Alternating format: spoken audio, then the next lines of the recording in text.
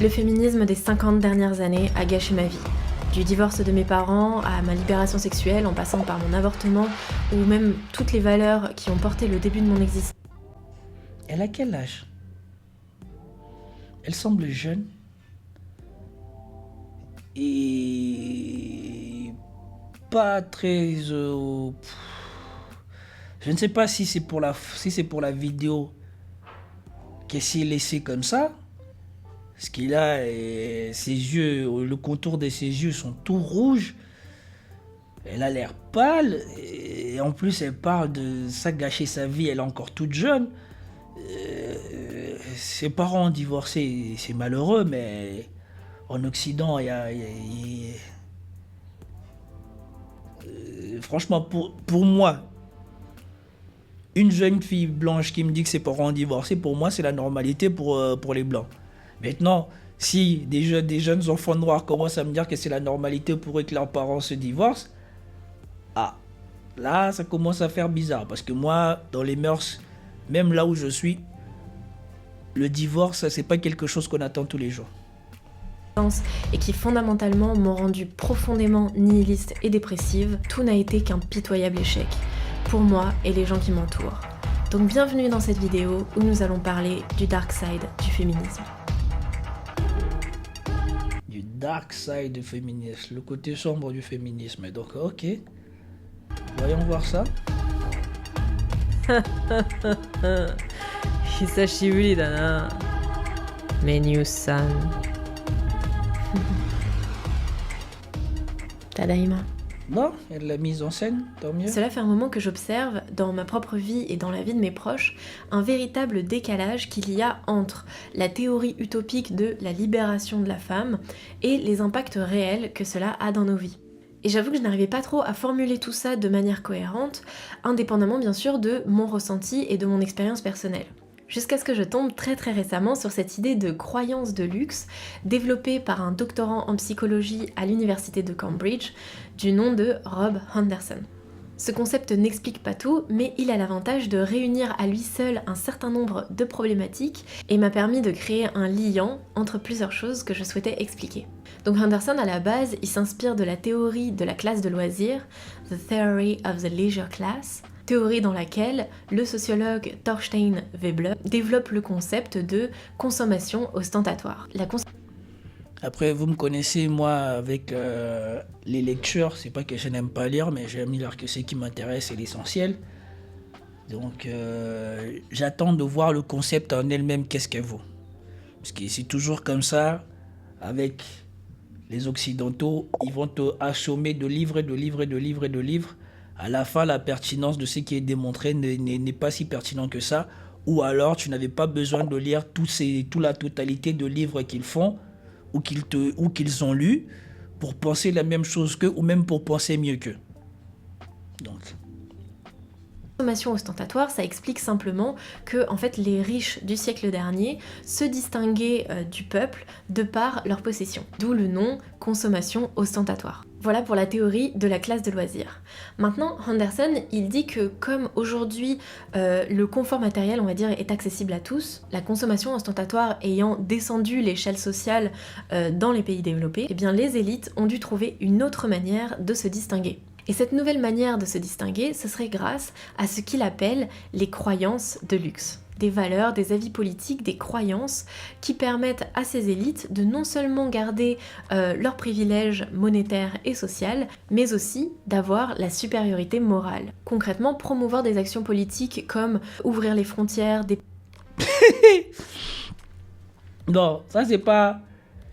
Au lieu de se prendre la tête à déguiser tout ça en la nouvelle façon de remplacer la consommation ostentatoire. On devrait appeler ça l'hypocrisie des Occidentaux, tout court. On se drape de vertu, on se drape de morale, alors que la conviction n'y est pas. On a vu ça.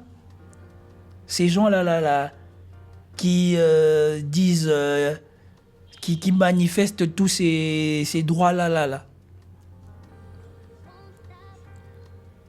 Quand ça chauffe vraiment pour de vrai, c'est les premiers à oublier les gens.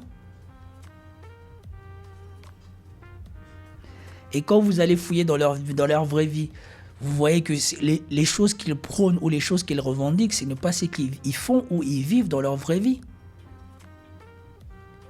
Vous n'avez qu'à regarder, traverser Neuilly-sur-Seine, traverser Paris dans les beaux quartiers ou quoi que ce soit, vous verrez qu'il n'y a pas de mendiants. Mais si vous arrivez à Porte de Bervilliers, vous verrez qu'il y a plein de mendiants. Les mendiants demandent de l'argent aux gens qui ont de moins d'argent à leur donner. Et si tu es un mendiant, moi je te préconise d'aller demander de l'argent à Gare de l'Est, à Gare du Nord, que d'aller demander de l'argent à Neuilly, ou dans le 16e, ou dans le triangle d'or. Les gens riches ne vont rien te donner.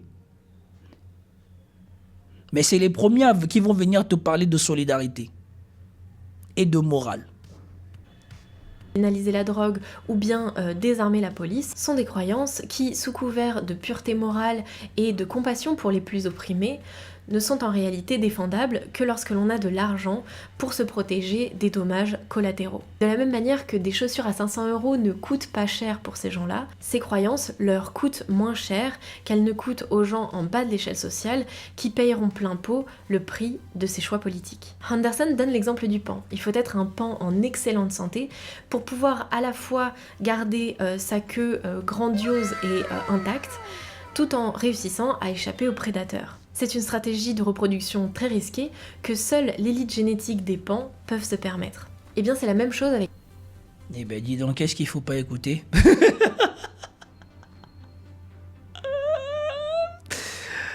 C'est exactement la même chose. C'est pour cela, moi, j'ai une anecdote que j'aime beaucoup partager avec les gens.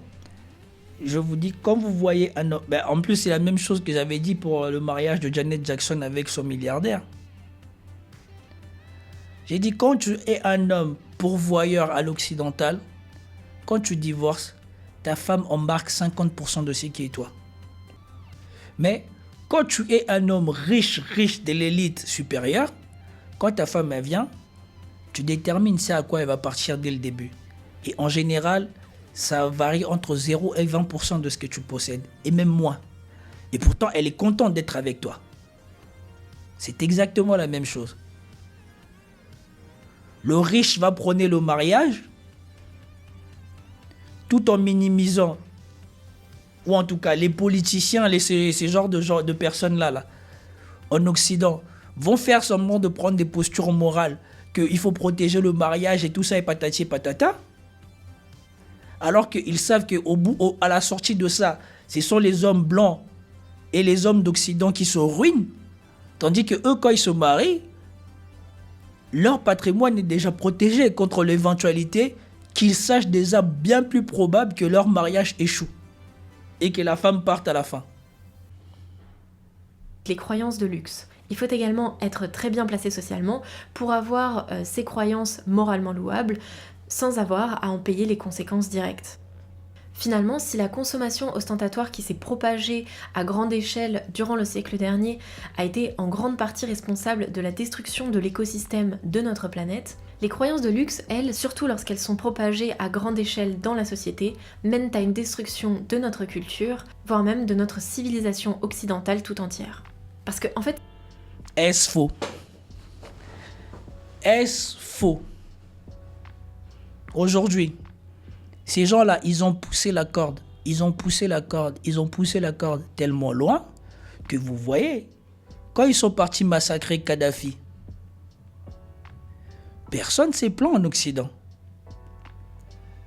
Mais ça a servi d'alerte pour la Syrie et aujourd'hui pour l'Ukraine. Personne ne suit. Ils ont beau faire de la propagande sur leur télévision que soi-disant l'Ukraine va gagner et je sais pas quoi et je sais pas si, et on est la morale, moralement on peut pas laisser faire ça, mais personne ne les suit. Et quand vous faites la généalogie de cette histoire et quand vous attendez Angela Merkel elle-même dire que l'accord précédent qu'on a fait aux Russes, on les montait, c'était pour préparer l'Ukraine au cas où il y aurait un affrontement pour que l'OTAN vienne s'installer en Ukraine. Les mêmes gens qui viennent te plaider le pacifisme, qui te font signer un contrat devant la terre entière, sont en train de te mentir et de préparer une guerre derrière toi. Après, ils vont s'étonner qu'aujourd'hui, personne ne leur suive et qu'ils commencent le début de leur déclin. Mais quand vous passez votre temps à mentir, à prendre des postures morales, c'est comme aujourd'hui, la plupart des femmes en France, dans les plateaux télé, et les ministres woke, là, les femmes, comme la ministre, la secrétaire de défense allemande, je crois, ou je sais pas quoi là. Elles sont là à prôner la guerre. Alors qu'elles ne résisteraient même pas à un coup de poing dans la figure. Vous croyez que si jamais ça devait dégénérer, ces femmes-là, elles vont être là, au moment même ça va dégénérer pour leur pays, ou elles auront déjà pris l'avion pour se barrer aux États-Unis ou dans les endroits où il n'y a pas la guerre. Comme en Ukraine, non? Quand ils ont signé leur plan avec les Européens et que par derrière, ils essayaient de la mettre à l'envers aux Russes, tout le monde était content, non? Quand la guerre a commencé, c'est pas en premier les familles des politiciens, de trucs ça, qui sont sortis de l'Ukraine? Et les femmes? Si avant, ce genre de croyance était le luxe de certaines élites, aujourd'hui, n'importe qui, notamment grâce à Internet, peut se permettre d'adopter et de développer ces croyances. D'une certaine manière, même, c'est un moyen de monter l'échelle sociale si l'on réussit à arborer avec plus de ferveur que les autres ces idées et ces croyances. C'est souvent ce que je me suis dit d'ailleurs sur certaines féministes, qu'en gros leur militantisme permettait à des femmes assez basses dans la hiérarchie de recréer une nouvelle hiérarchie à elles, une sorte de microcosme dans lequel elles pouvaient avoir du pouvoir et de l'influence. Déjà, ça, je trouve ça partiel. C'est pas n'importe qui peut monter l'échelle sociale en arborant les croyances de luxe. Premièrement, les croyances de luxe aujourd'hui sont des croyances woke. Donc tous ceux qui sont en partie conservateurs vont peut-être accéder à une certaine notoriété, mais ne sont pas admis dans l'élite. Parlez à tous ceux qui tiennent des positions conservateurs et ils vous le diront. Tu tiens tes positions conservateurs un peu comme moi ou un peu comme d'autres personnes, tant mieux pour toi. Tant qu'ils n'ont rien sur toi, tant mieux pour toi. Mais le jour où ils auront un truc sur toi, ils vont tout faire pour te faire couler. Tandis que combien des femmes, combien de personnes, regardez l'autre là, l'exemple le plus récent, la papesse des influenceuses en France. La papesse des influenceuses en France, elle n'est pas devenue la copine ou un membre presque adopté de la famille présidentielle. La papesse, je sais, Magali Berda ou je sais pas quoi là. Elle traîne pas avec la fille de... Comment s'appelle la femme du président Macron? Elle traîne pas avec la fille de Brigitte. Pour vous dire à quel point c'est pas n'importe qui sera accepté. C'est celui qui embrasse non pas des positions de luxe, mais c'est lui qui embrasse les bonnes positions de luxe. Parce que, par exemple, moi, je peux me draper dans ce que je dis. Ma position aujourd'hui et l'endroit où je suis aujourd'hui, je suis protégé des répercussions de la plupart des choses que je dis. C'est pas une protection absolue, mais je suis en partie protégé. Mais est-ce pour autant ça veut dire que dans l'élite on va m'accueillir? Non, jamais de la vie. On va me trouver rétrograde, sexiste, traditionnaliste et tout un tas de choses. Africain, homme noir et j'en passe. Comme l'autre femme antillaise, elle était venue m'insulter sur la vidéo qu'ils ont réussi à faire supprimer. Et ces femmes qui sont plus basses dans la hiérarchie servent aussi de faire valoir aux élites qui peuvent toujours s'enorgueillir d'être du côté du peuple et de la morale. Élites qui donnent donc des petits sucres à celles qui propagent le bon message dans la population. Oui, parce qu'il y a clairement un biais du survivant. Aujourd'hui, on entend vraiment parler dans les médias que des femmes qui vont dans le sens de leur féminisme, à savoir le féminisme woke et intersectionnel. J'en prends pour exemple les féministes radicales qui sont contre la prostitution et la marchandisation du corps des femmes de manière générale, qui ont assez vite disparu des médias mainstream au profit des Bah, c'est parce qu'eux, ils les considèrent pas comme des féministes, en fait. C'est ça le truc. féministes libérales qui en gros pensent que le travail du sexe est une manière d'émanciper la femme. Ou bien nous pourrions citer J. Caroline, ou bien en France Dora Muto, qui se sont retrouvées cancel et massivement harcelées sur internet depuis qu'elles ont tenu des propos très clairs sur les trans. Et cette répression n'est non pas opérée par un soi-disant patriarcat comme elles tentent à le penser, mais bien par cette élite intellectuelle qui cherche à garder... Bon, pour moi, il y a quasiment plus d'élite intellectuelle en France. Je ne sais pas ce que vous en pensez. Pour moi, il n'y a quasiment plus d'élite intellectuelle en France. Il en reste quelques-uns. Tout le reste qui sont là, c'est de la bien-pensance qui se masturbent entre eux et qui sont dans leur chambre d'écho. Donc si un pense ça, après l'autre on va répéter la même chose, l'autre on va répéter la même chose, et ils sont là, ils s'écoutent dire la même chose et ils sont contents entre eux. Et c'est vrai qu'ils s'amusent à attaquer ou à cancel toutes les personnes qui ne pensent pas comme eux. Moi, par exemple, la dernière fois, on m'a dit que l'autre là, Frédéric Antevan ou je sais pas quoi là, le philosophe là, on le considère comme un intellectuel, mais moi je suis mort de rire. Un intellectuel qui a interdit aux gens de penser que les Américains pourraient être la cause du fait qu'on a explosé les trucs de Nord Stream. Tu es un philosophe et tu interdis aux gens de penser ou de douter. Et après, tu veux t'appeler un intellectuel? Et tu veux t'appeler l'élite? Faut arrêter vos bêtises. Son monopole, qu'il soit homme ou femme d'ailleurs. C'est une compétition au sein de cette nouvelle hiérarchie et finalement, le bien-être réel des gens importe beaucoup moins que leur position au sein de cette hiérarchie. Donc à toutes les féministes radicales qui ne comprennent pas pourquoi d'un seul coup la communauté se sont retournées contre elles, voilà, comprenez bien que c'est la guerre. En fait, je me suis vraiment longuement demandé pourquoi le système encourageait autant les idées féministes, woke et intersectionnelles, malgré leurs contradictions et leur absurdité évidente. Finalement, on va voir si elle pense la même chose que nous sur pourquoi l'élite veut absolument la propagation, la diffusion, la promulgation des valeurs woke et des pratiques woke et la féminisation 2.0, 3.0 dans la société. On va voir si elle passe la même chose que nous. Le concept de croyance de luxe explique très bien tout ça, parce que ce sont des apparats. Ces idées n'ont pas besoin d'être en connexion avec le réel. Je dirais même plus que plus elles sont déconnectées du réel, et plus elles sont chères à la société, et par conséquent plus elles sont de luxe. Donc elles peuvent se permettre l'absurdité ou la contradiction parce que la seule chose qui compte finalement c'est d'être à la pointe de l'avant-garde du progressisme ou d'être celui qui a le plus de compassion pour toute la misère du monde. Bon, là je commence à plus trop la suivre. Le pape des bêtises mondains là en France, c'est BHL.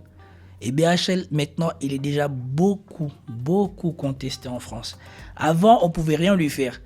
Aujourd'hui, sur les plateaux télé, il est chez lui. Mais il y a déjà beaucoup de gens qui ont compris son jeu et qui ne tombent plus dedans et qui n'hésitent pas à lui porter la controverse.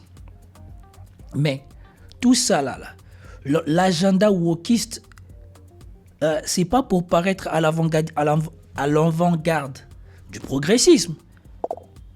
Il y a un projet derrière. Il y a une féminisation, une émasculisation des hommes. On a déjà vu ça avec le reportage sur la Suède. Déjà, laissez-moi dire merci aux gens qui ont souscrit au Patreon. J'espère qu'il y en aura d'autres. S'il n'y en a pas d'autres, c'est pas grave. Ceux qui ont souscrit, merci à vous d'avoir souscrit. Et je mettrai vos noms pour vous remercier au montage de cette vidéo. Il y a un agenda derrière ça. ils savent bien que quand ils vont avoir une génération d'enfants woke grandis sous le féminisme avec efféminisation et castration, ça sera des hommes qui ne pourront pas s'opposer à toutes les politiques que ces gens-là, qui sont de la 3e ou la 4e génération, qui n'ont pas connu la guerre, qui ont eu que des temps faciles et qui pensent, alors que leurs bêtises doivent s'adapter à tout le monde, pourront maintenant mettre leur agenda à exécution. Et c'est pour cela, absolument, la majorité d'entre eux ne tiennent pas à ce que l'Ukraine perde. Parce que si l'Ukraine y perd, ça va retarder ou alors annuler leur prochain agenda. C'est ça les choses qui sont en jeu. Parce que la Russie, c'est une autre façon d'être blanc. Là où ça devient vraiment intéressant. Et donc, il y a un agenda derrière tout ça. C'est peut-être pas encore visible pour des gens comme elle qui pensent que au niveau de la féminisation et qui est peut-être à un premier stade de réflexion, mais si tu vois un peu plus grand, tu vois qu'il y a un schéma derrière.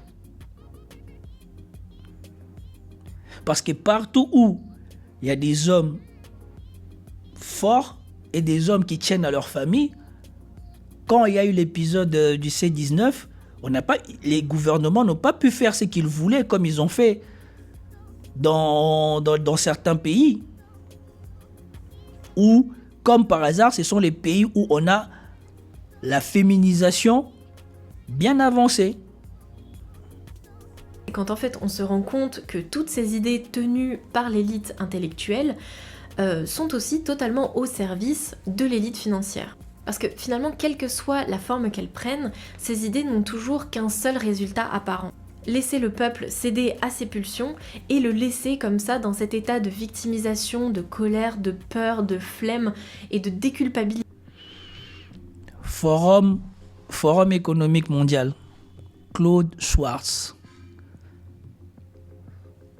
Si vous voulez, si vous approfondissez ce genre de choses, vous-même vous allez voir que la plupart des choses sont liées. Et si on va au Forum mondial économique, au Forum économique mondial, qui est-ce qu'on retrouve là-bas comme l'un des grands donateurs ou organisateurs ou je sais pas quoi?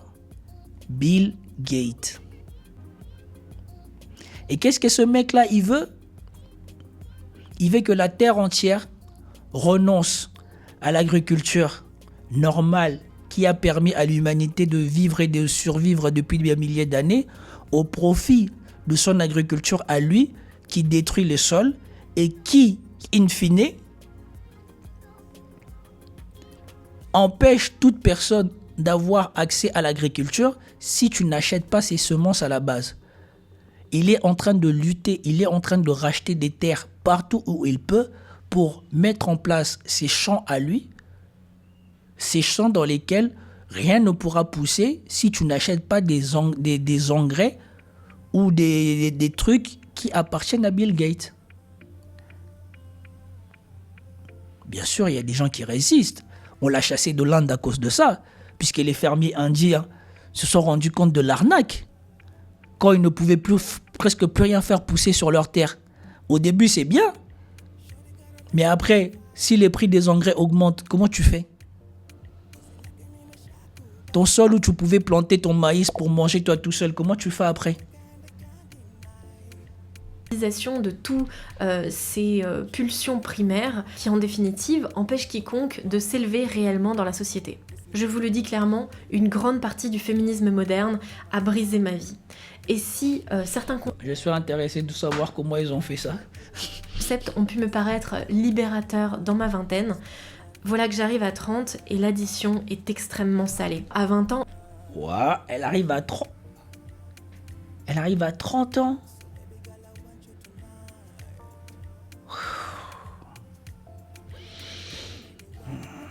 Moi, je pensais que ça, c'était un visage de fatigué. Mais si elle a ce visage-là à 30 ans, à 40 ans, elle va ressembler à quoi? Qu'est-ce qu'elle a fait pendant sa vingtaine?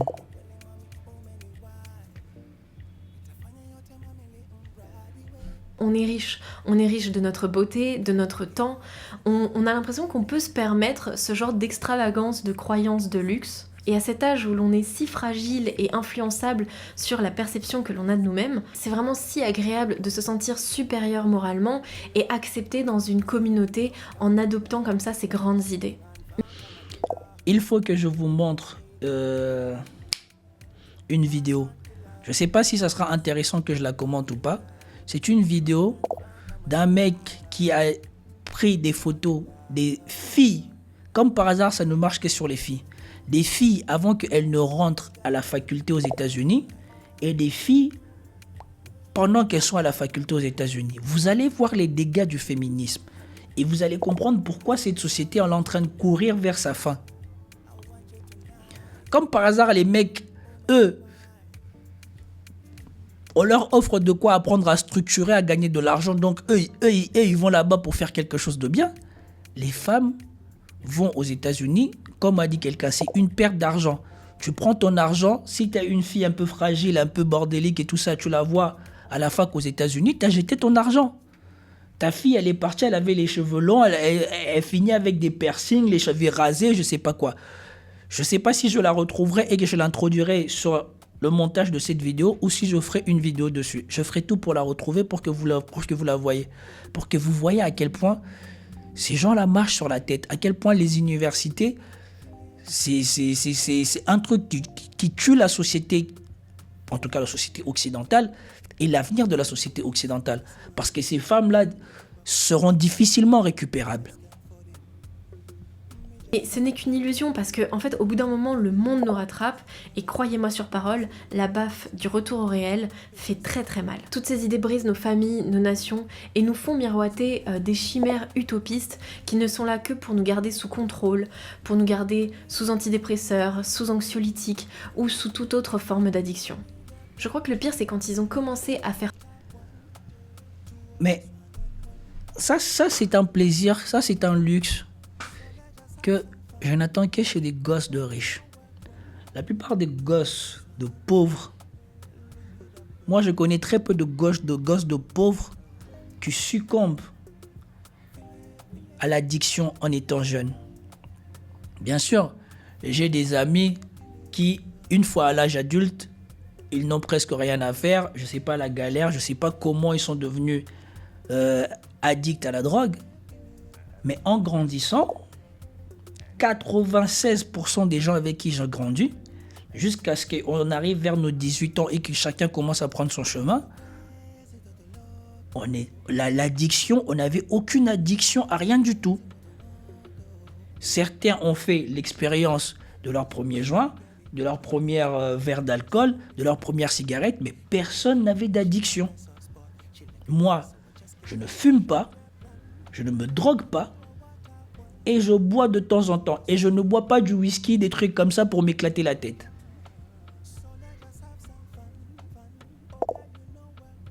Et j'ai juré, j'ai dit à ma femme que s'il y a un de nos enfants qui se met à fumer, on va s'enfermer dans la maison et lui et moi, on va se battre. Passer toutes ces critiques envers ces comportements ou ces idées féministes comme des attaques sexistes. En fait, émettre une critique quand t'es un homme, c'est parce que t'essayes de la rabaisser et voilà, t'es machiste quoi. Et quand t'es une femme, bah t'es en train de faire le jeu du patriarcat oppressif parce qu'en fait le patriarcat t'a lavé le cerveau, voilà. Donc finalement la critique n'est plus possible à aucun moment. Sauf que la critique c'est le seul moyen de rectification, d'élévation de ses idées et de sa personnalité. C'est comme ça qu'on grandit en fait. Donc ce que j'en ai conclu, c'est que non seulement le féminisme ne veut pas que nous soyons la meilleure version de nous-mêmes, et même nous encourage à devenir finalement tout ce que l'on déteste chez les hommes, à savoir arrogante, méchante, dogmatique et incapable d'auto-introspection. C'est pas ce que vous détestez chez les hommes. C'est ce que vous ne supportez pas que les hommes aient. Cette assurance. Les hommes qui sont arrogants, ça ne veut pas dire que ils n'ont pas d'introspection. Sauf qu'ils assument leurs erreurs. Ils assument. S'il fait un mauvais choix et que les conséquences sont fâcheuses, il va assumer les conséquences. Les femmes, comme elles n'aiment pas assumer les conséquences de leur mauvais choix, elles ne peuvent pas se permettre d'être arrogantes. Parce que tu as le droit d'être arrogant, mais tu as le droit aussi d'assumer. Parce que l'un ne va pas l'autre. Le revers de l'arrogance, c'est d'assumer. Mais comme les femmes, elles n'assument pas, donc peu d'entre elles peuvent être arrogantes. Ou peuvent se permettre le luxe d'être arrogantes. Et donc, ce n'est pas que vous détestez, c'est que vous enviez ça. Nous avons arrêté d'être femmes, nous avons oublié de quoi nous étions réellement faites, et surtout, on a perdu notre confiance en nous en essayant de faire de la compétition dans des hiérarchies masculines. Donc je vais parler de ça, de la pluralité de nos féminités et de cette force fondamentale féminine qui est l'une des deux grandes forces qui ont fabriqué ce patriarcat. Parce que... Bon, jusqu'à maintenant, je n'ai toujours pas compris comment le féminisme a bousillé sa vie. À part dire des évidences que voilà, le féministe te rend dogmatique, tu es incapable de réfléchir, tu éludes les argumentations. Déjà, toi-même, tu n'as pas d'argument. Donc, si un homme te argumente mieux que toi, c'est qu'il est machiste. Et si une femme argumente mieux que toi, c'est qu'elle joue les jeux des hommes. Je vois pas en quoi ça a gâché sa vie. Nous l'avons créé à deux, ce patriarcat, ensemble, avec nos deux énergies. En tout cas, voilà, je pense que c'est l'une des structures sociales les plus fines et les plus abouties que l'humanité ait pu créer. Et les femmes d'Occident ont vraiment tendance à ne pas savoir c'est quoi le patriarcat. Elles ne savent pas c'est quoi le patriarcat. Toutes les personnes qui se sont frottées au patriarcat l'ont payé chèrement, soit de leur vie, soit de la totalité de leur patrimoine. On vit leur vie être ruinée, leur vie être détruite. Ils ont perdu la vie. Moi, il faut qu'on me montre en Occident les femmes qui, soi-disant, ont été victimes du patriarcat. Elles ne savent pas c'est quoi le patriarcat. Le patriarcat, c'est le pouvoir des hommes puissants. Moi, c'est comme ça que je le résume. Parce que, ou alors le patriarcat, c'est une société dominée par une minorité d'hommes puissants. Et ça, dans chaque corps. Et les gens qui se sont frottés au patriarcat, la plupart du temps, tu le payes de ta vie. Soit tu vas plus vivre, soit ta vie va être l'enfer. Ils vont détruire ta vie. Moi, je connais peu de femmes en Occident dont on a détruit la vie parce qu'elles ont dit quelque chose sur les hommes. Bien au contraire même. Donc, elles ne savent même plus c'est quoi le patriarcat. Donc avant de le déconstruire, j'aimerais vraiment qu'on reprenne chaque thème et qu'on les décortique point par point. Qu'on se demande réellement pourquoi c'est là, à quoi ça sert, qu'est-ce qu'on y perd en l'enlevant et qu'est-ce qu'on aurait réellement à y gagner si on décidait de le reconstruire différemment. Aujourd'hui, il est bien vu de faire sa démonstration de vertu en exposant comme ça sa grande et généreuse compassion. Et qu'on s'entende bien, il n'y a rien de mal à la démonstration de vertu, je pense qu'on le fait tous, chacun d'une manière ou d'une autre, parce que c'est un moyen pour l'animal social que nous sommes de montrer et affirmer notre appartenance à notre environnement social. Seulement la démonstration de vertu à outrance, et surtout quand au fond elle est uniquement motivée par l'envie de se faire aimer par les autres, eh bien ça sonne faux et c'est dangereux. Et je le sais parce que j'ai été cette gamine. J'ai grandi avec ce besoin un peu maladif de reconnaissance, parents divorcés, vous faites le lien. Et donc par peur de froisser les gens qui m'entourent, eh bien, j'étais tout le temps dans le pardon et la compassion.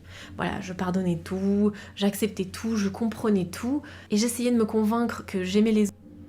Ça devient paradoxal.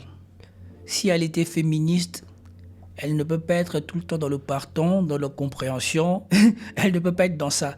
Parce que si tu es féministe, tu es dans le pardon pour les femmes, tu es dans l'acceptation pour les fautes des femmes et tu es dans la récrimination pour les erreurs des hommes. Donc on commence à toucher les limites de la logique. D'autres de tout mon cœur, alors qu'en réalité, la seule chose que je voulais, c'était que les gens m'aiment. Et donc je vais vous dire où est-ce que ça mène. Être tout le temps dans le pardon et la compassion ne mène qu'à deux choses. Premièrement, c'est la porte grande ouverte pour que les autres abusent de vous. Et deuxièmement, inconsciemment, ça envoie le message aux autres que vous ne les aimez pas vraiment. Parce que tout pardonner, c'est dire que venant d'eux, rien n'est grave ou important. Et donc... C'est exactement ce que les féministes font entre elles. Peu importe la connerie qu'une féministe va faire, on va rien dire. Et surtout, c'est l'opposé de la solidarité masculine. Autant moi, un de mes gars, quand il faute publiquement, je vais le soutenir par loyauté. Je vais trouver un moyen de le soutenir. Mais en privé, je vais lui dire, mon gars, t'as déconné. On va devoir subir les conséquences. On va devoir t'accompagner. Il faut plus que tu fasses ça. Mais entre eux et les féministes, tu fais une connerie, publiquement on te soutient, et en privé, on fait ça. Si rien n'est grave et important, c'est que finalement, vous ne tenez pas à eux. Et en fait, paradoxalement, c'est ce qui finira par arriver parce que, à force de prendre sur soi, ça va cultiver du ressentiment en nous, et un jour, à bout de force, on arrêtera de les aimer. Donc, pour aimer durablement et profondément, il faut accepter une certaine part de conflit. Bah, ça, c'est pas pour aimer. Ça, c'est déjà pour être en tout cas, j'allais dire pour être un homme, pour être un être humain qui va de l'avant. Il faut accepter cette part de soi qui blessera les autres. Il faut accepter que ta vérité va peut-être déplaire. Il faut accepter que ton comportement va peut-être déplaire. Il faut accepter que certaines choses que tu fais ne vont pas forcément plaire à la majorité des gens qui sont autour de toi. Et c'est pour ça que je dis, être un père de famille est un bon exercice pour être un leader dans la vie. Parce que tu dois accepter de faire des choses qui ne plairont pas soit à ta femme, soit à tes enfants, soit à des gens qui vivent sous ton toit. Et c'est pour cela que la plupart des leaders qui deviennent des bons leaders ou qui sont des bons leaders ont souvent une famille. Vous n'avez qu'à voir la catastrophe qui est en train de devenir la France. Ils ont élu un président qui n'a jamais été dirigeant, leader, meneur de quoi que ce soit. Eh bien, il leur fait à l'envers.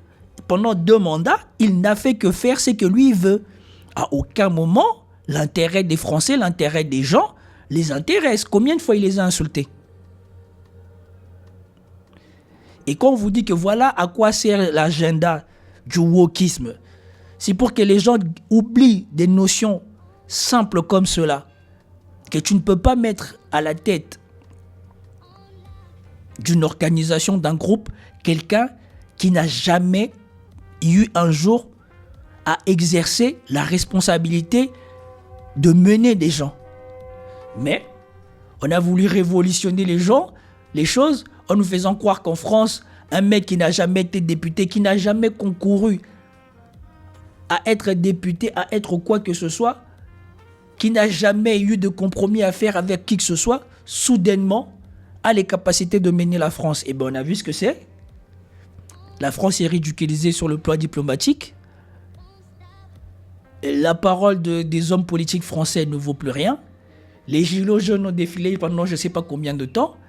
Et maintenant, il a décidé de vous donner la réforme de retraite coûte que coûte. Voilà. Alors que quand vous attendez des gens comme Chirac, comme Sarkozy, qui vous disent quand même que non, il y a des moments où il faut savoir écouter le peuple et reculer. Mais est-ce que vous attendez souvent cette réflexion-là aux oreilles de Macron? Donc c'est pour cela que ce qu'elle ne voit pas ou elle n'arrive pas encore à voir maintenant est déjà visible dans la société française.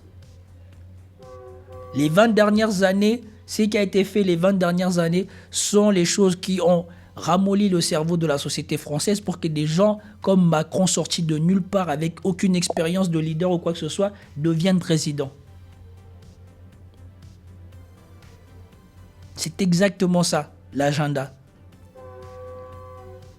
Et si Macron il en est arrivé là, c'est parce que c'est pas lui qui a voulu qu'il devienne président. C'est des gens au-dessus de lui qui ne veulent pas se mettre les mains qui ne veulent pas se salir les mains, qui ont dit voilà, on va prendre le petit, on va faire de lui un président, comme ça nous on va être derrière, on va être tranquille. Alors me voilà de retour pour vous jouer un mauvais tour.